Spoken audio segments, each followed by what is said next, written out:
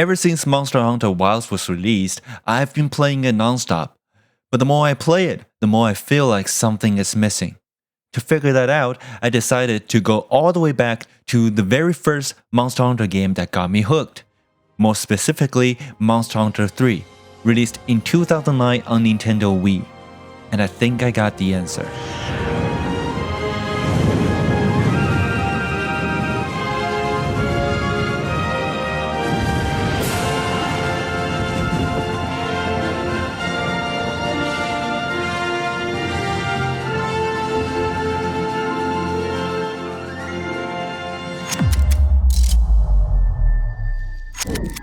Hi there, I'm John. Welcome to my channel where I share my opinions.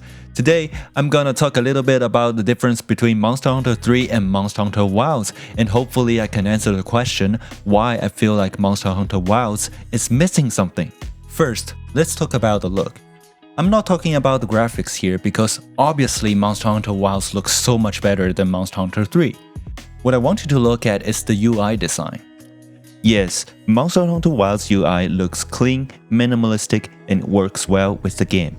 But when you compare it with another game, for example, God of War Ragnarok here, I feel like it's lacking identity.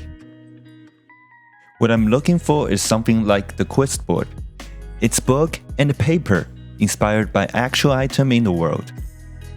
I don't know what's going on here, but in Monster Hunter 3, this design philosophy was utilized throughout the game.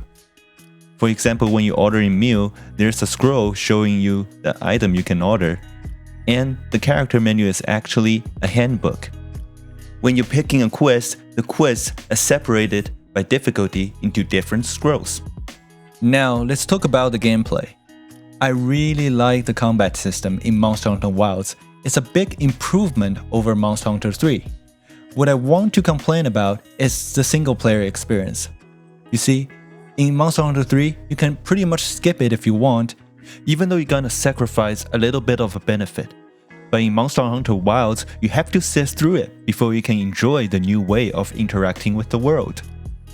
The storytelling is utilizing more cinematics and cutscenes, which is an improvement, but I really miss those one-star quests that I can encounter featured monster early on, and that puts so much stress on the players.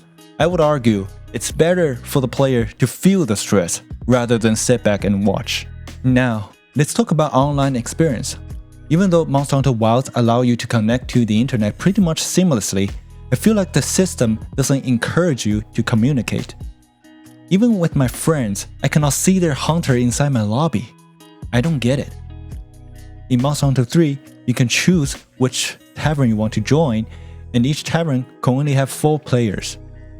You need to work with them and figure out which mission you want to do next. This encourages players to communicate. Even though I said a lot of bad things about Monster Hunter Wilds, by no means it's a bad video game. In fact, it's one of the best video games I've played recently. Monster Hunter 3 was the first Monster Hunter game I have ever played. That's why it holds a very special position in my heart. And it's not perfect either. For example, I really hate the underwater fight, and I wished I could skip them. This video is not about how to access Monster Hunter 3 now, but if you're interested, I'll make sure to put links in the description to point you to the right direction. Wow, that's a lot of me talking. How do you like the new Monster Hunter game? Whether you agree or disagree with what I said, you're welcome to discuss in the comment section down below. And if you're enjoying the video, please like and subscribe, and I will see you in the next one.